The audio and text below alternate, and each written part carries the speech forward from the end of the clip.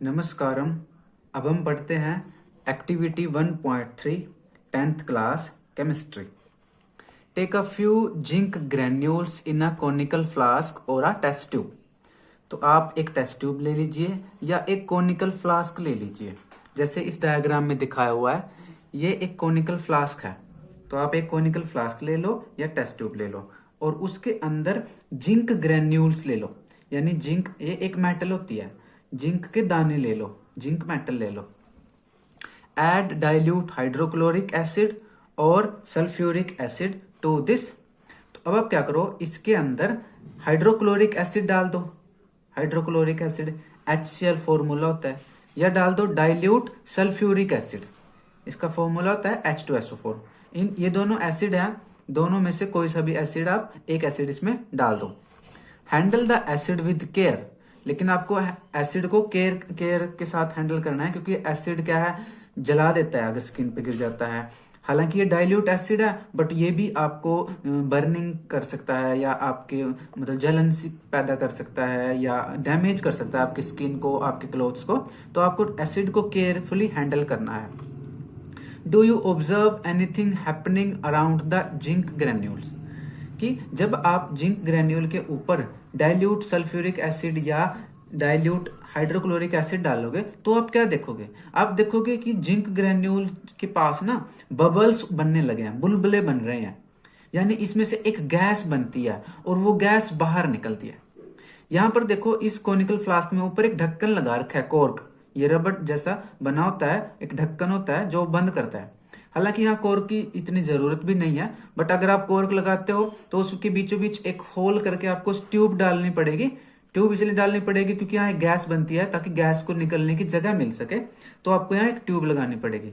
अगर आप कॉर्क और ट्यूब ना भी लगाते तो भी आप इस एक्सपेरिमेंट को कर सकते हो। टच द कोनिकल फ्लास्क और test tube, is there any change in its temperature. तो नेक्स्ट स्टेप कहता है कि जब इनमें रिएक्शन हो जाएगी उसके बाद आप इस कोनिकल फ्लास्क के को टच कीजिए, या अगर आपने टेस्ट ट्यूब में डाला है तो टेस्ट ट्यूब को टच कीजिए। तो क्या अब आगे क्वेश्चन पूछता है कि क्या आप टेम्परेचर में चेंज देखते हो। तो यस, यहाँ पर आप क्या करोगे, जब आप कोनिकल फ्लास्क को टच करोगे तो वो गर्म हो जाता है, यानी कि यहाँ पर टेम्परेचर में चेंज हो जाता है। ठीक है, क्यों? क्योंकि यहाँ पर एक केमिकल रिएक्शन होती है और उस केमिकल रिएक्शन में हीट बाहर निकलती है, इसलिए एक कोनिकल फ्लास्क गर्म हो जाता है। तो याद कीजिए, अगर किसी केमिकल रिएक्शन में कोई गैस बन जाए, मतलब एक केमिकल रिएक्शन का ये या केमिकल चेंज का ये कैरेक्टर होता है कि वहां पर या तो कोई गैस बन जाती है या टेम्परेचर में चेंज आ जाता है। ये दोनों के दोनों कैरेक्टर क्या है, ये इस तरफ इशारा करते हैं कि यहाँ पर कोई केमिकल रिएक्शन हो रही है। तो यहाँ मेटल और एसिड के बीच में एक केमिकल रिएक्शन होती है जिसमें गैस जो बन रही है, जो बबल्स बनते हैं, जो गैस बन रही है, वो हाइड्रोजन गैस होती है, और ये हाइड्रोजन गैस कोनिकल फ्लास्क से बाहर निकल जाती है।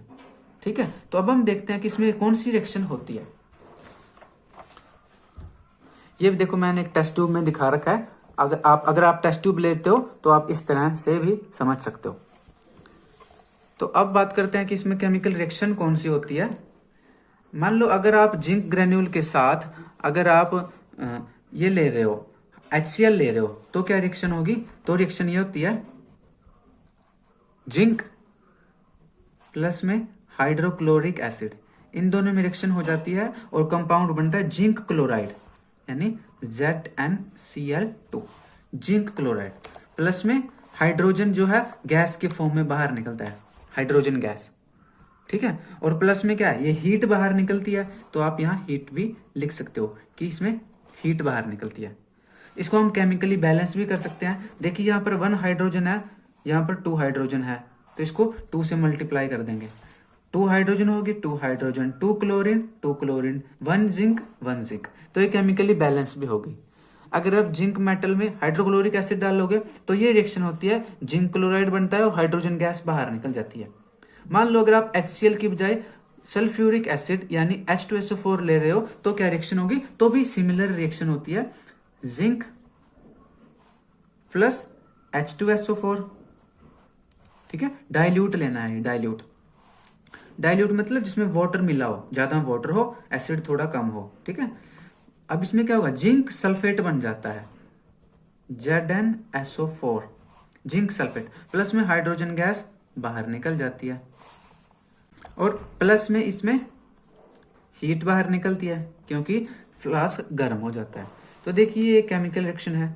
अगर इसमें देखें बैलेंस हो रही है, देखो जिंक 1 है, 1 जिंक है, H2 H2, SO4 SO4, यानी ये केमिकली बैलेंस भी है, बैलेंस्ड इक्वेशन है। तो ये रिएक्शन होती है। इस एक्टिविटी से हम ये सीखते हैं कि जब हम किसी एसिड में कोई मेटल डालते हैं तो वहां पर एक सॉल्ट बनता है और हाइड्रोजन गैस बनती है और थोड़ी हीट बाहर निकलती है। तो वो केमिकल रिएक्शन जिसमें हीट बाहर निकलती है उसको एक्सोथर्मिक रिएक्शन भी कहते हैं।